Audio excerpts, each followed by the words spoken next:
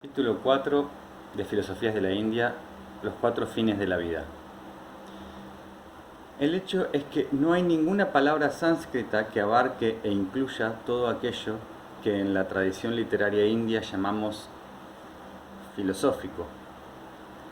Los hindúes disponen de varias maneras de clasificar los pensamientos que consideran dignos de aprender y de transmitir, pero carecen de una denominación única que comprenda todas sus generalizaciones fundamentales acerca de la realidad, la naturaleza humana y la conducta. El primero y principal de sus sistemas de clasificación de los cuatro fines, metas o campos de la vida humana. 1. Artha. El primer fin consiste en las posiciones materiales. Las artes que sirven a este fin son de la economía y de la política. Las técnicas para sobrevivir en la lucha por la existencia contra la envidia y la competencia, la calumnia y el chantaje, la tiranía del déspota fanfarrón y la violencia de vecinos sin escrúpulos. Literalmente la palabra arta significa cosa, objeto, sustancia, y comprende todo el conjunto de objetos tangibles que podemos poseer, gozar y perder, y que necesitamos en la vida cotidiana para mantener una casa, sostener una familia, cumplir con los deberes,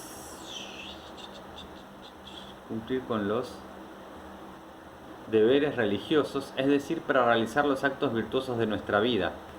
Los objetos contribuyen también al goce sensible, al placer de los sentidos y a satisfacer las exigencias legítimas de la naturaleza humana, el amor y las bellas obras de arte, las flores, las joyas, las hermosas vestiduras, el alojamiento cómodo y los placeres de la mesa. La palabra arta connota, por tanto, el usufructo de riquezas y de la prosperidad, las ganancias y las fortunas mundanas, y también el resultado en la vida comercial, negocio, trabajo, precio, y en derecho, demanda, acción, petición. Con referencia al mundo externo, arta, en su connotación más lata, significa lo que puede percibirse, un objeto de los sentidos. Con referencia al mundo interno de la psique, fin y meta, propósito, objeto, deseo, motivo, causa, razón, interés, uso, necesidad y preocupación.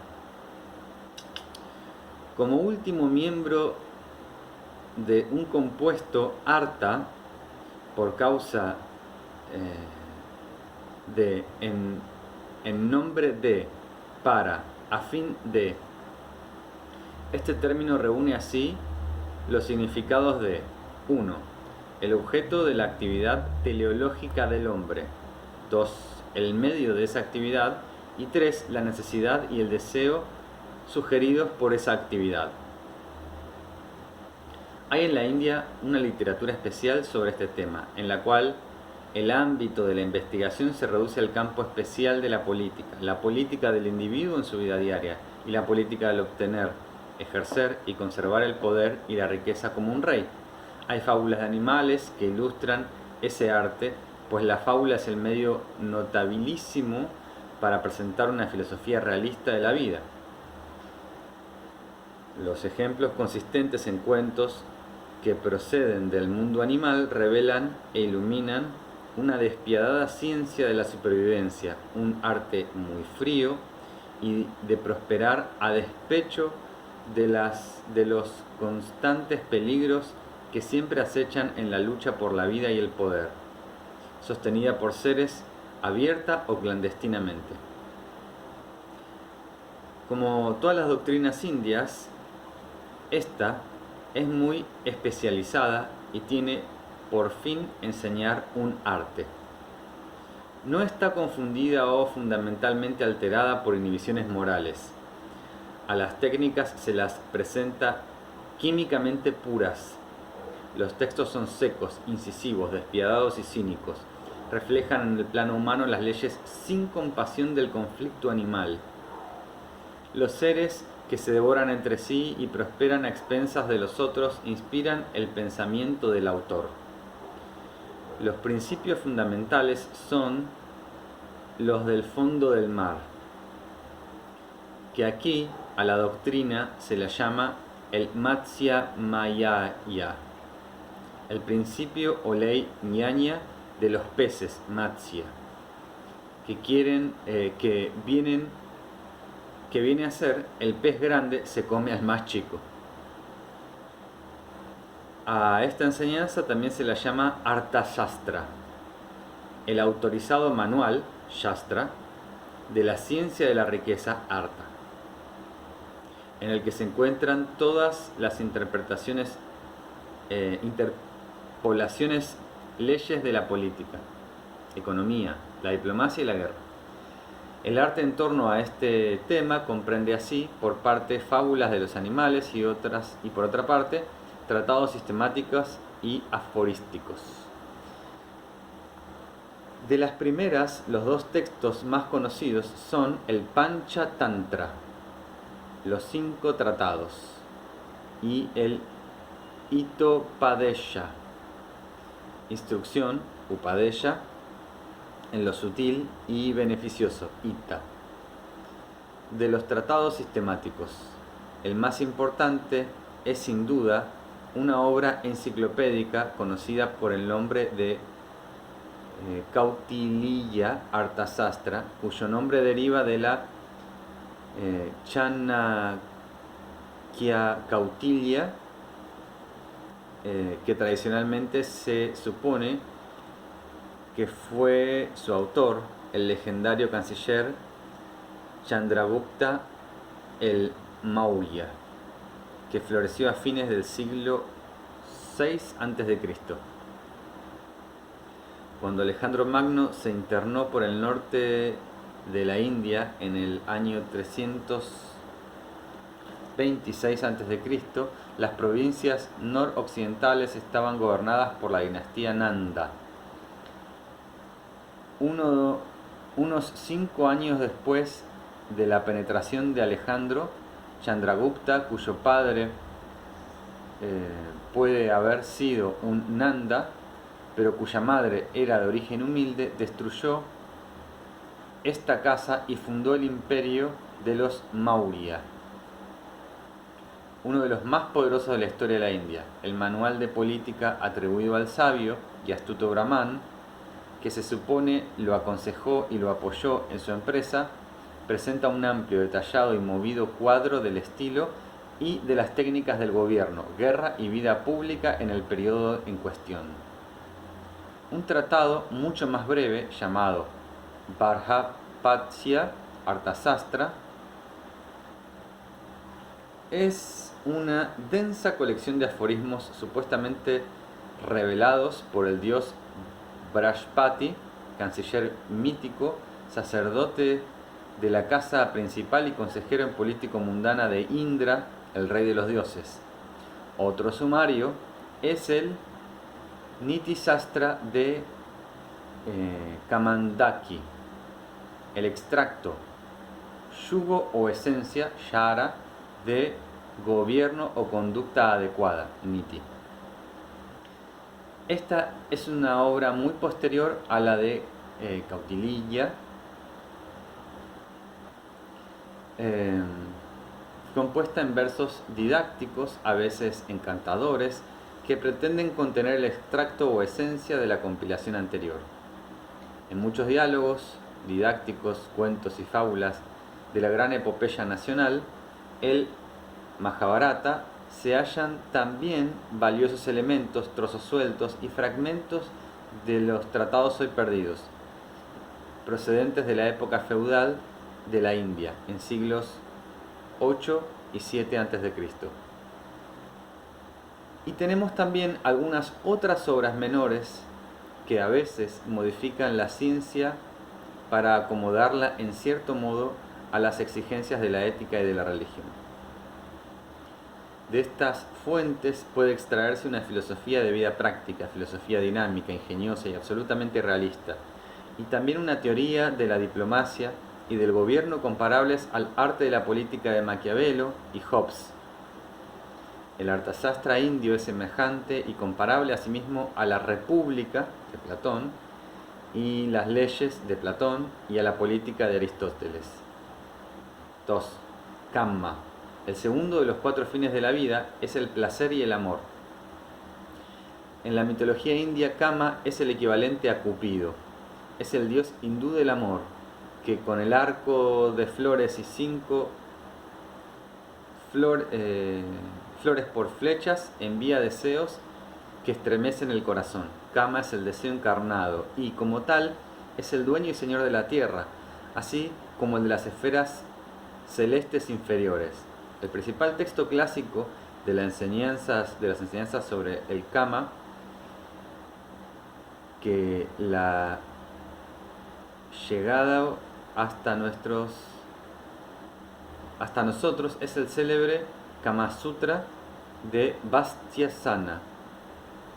Esta obra ha dado a la India una ambigua reputación de sensualidad, lo cual es bastante erróneo, pues el tema erótico se presenta en un plano enteramente secularizado y técnico, más o menos como manual de amantes y cortesanas.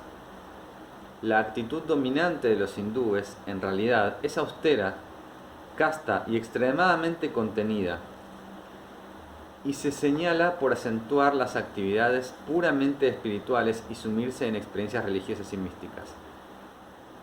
La enseñanza del Kama se originó con visitas a evitar y corregir, con vistas a evitar y corregir la frustración de la vida matrimonial, que tiene que haber sido muy fuerte cuando los casamientos por conveniencia eran la regla y los casamientos por amor la rara excepción.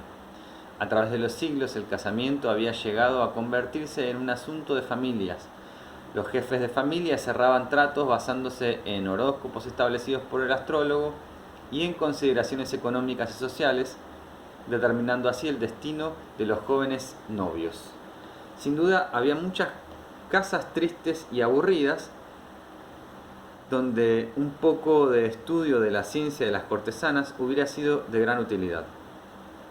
Este compendio de técnicas del ajuste y el estímulo fue compilado para una sociedad de emociones frías, no para libertinos, aunque la literatura sobre Kama que ha llegado hasta nosotros es excesivamente técnica. Todavía pueden extraerse de ella algunas ideas fundamentales acerca de la actitud recíproca de los sexos, algunas nociones de la psicología del amor según los hindúes, análisis de los sentimientos y formas de expresar emociones, así como la concepción de la finalidad y el ámbito propio del amor. Mejor aún que el Kama Sutra es, para este fin, otra clase de tratados dedicados a las diferentes artes del placer, los manuales de poética y representación llamados Natya Shastra, que resumen para los profesionales la técnica del baile, las pantomimas, el canto y la representación teatral. Presentan y discuten los tipos corrientes del héroe y la heroína hindúes, bosquejan los rasgos de su psicología, cubren la marcha de los sentimientos que experimentan en diferentes situaciones típicas. Estos textos reflejan una psicología de las emociones finamente desarrolladas, comparable a la tipología y la pintura de las emociones y reacciones humanas presentadas en Occidente por la ópera italiana y la tragedia francesa de los siglos XVII y XVIII. Aquellas obras nos recuerdan constantemente los ensayos y aforismos de psicólogos literarios franceses como La Bruyère, La Rochefoucauld, Chamfort y Vanavagues, que renovaron la tradición griega de Teofastro, quien a su vez habíase inspirado en el teatro griego. 3. Dharma. El tercero de los 4 fines comprende todo el conjunto de deberes religiosos y morales. También está personificado por un dios, pero de carácter relativamente abstracto. Los textos son el Dharma Shastra, y el Dharma Sutra, o libros de la ley. Algunos se atribuyen a personajes mitológicos como Manu, antepasado del hombre, otros a ciertos eminentes santos y maestros brahmánicos de la antigüedad. El estilo de los antiguos, por ejemplo, de los Gautama, Apastamba y Baudayana, que pertenecen al siglo V y siguientes antes de Cristo. Se parece al de la prosa védica tradicional en su última etapa. Estas obras primitivas están llenas de perspectivas sociales, rituales y religiosas destinadas a alguna de las escuelas védicas. Pero los libros jurídicos posteriores, y muy notablemente el gran compendio atribuido a Manu, alcanza a cubrir todo el conjunto de la vida ortodoxa hindú. Encontramos aquí minuciosamente formulados sobre la base prácticas inmejorables atribuidas a las enseñanzas del mismísimo Creador, ritos y muchas reglamentaciones sociales de las tres castas superiores, el de la Brahman, sacerdote, Kshatriya, noble, y Vaisya, mercader y agricultor. En este sistema, quien recibe el más alto lugar y honor no es el rey ni el millonario, sino el sabio, el santo, Mahatma, que literalmente significa magnánimo, espíritu o yo, Atman, grande, Mahat. Como visionario que expresa la verdad intemporal de él, toda la sociedad deriva de su orden. En rigor del rey es sólo el administrador de ese orden. Los agricultores y mercaderes proporcionan los materiales que dan cuerpo a la forma, y los trabajadores, en realidad casi esclavos, Shudra, son quienes contribuyen con el necesario trabajo físico. Así, todos están coordinados para revelar, conservar y experimentar la gran imagen divina.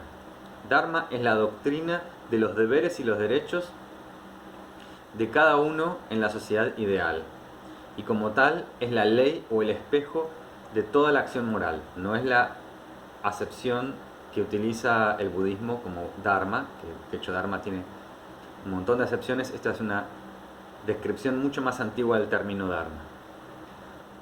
Cuarto, moksha, apavarga, nirviti o nibriti.